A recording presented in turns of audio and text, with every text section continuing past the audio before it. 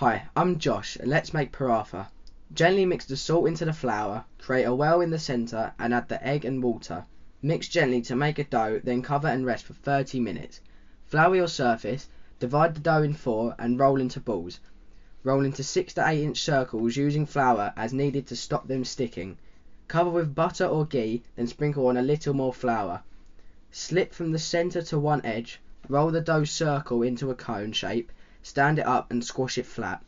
Roll again into 6 to 8 inch circles and stack them on a plate with a flour or baking paper between the layers. They are now ready to be fried, but you can store them in the fridge until needed.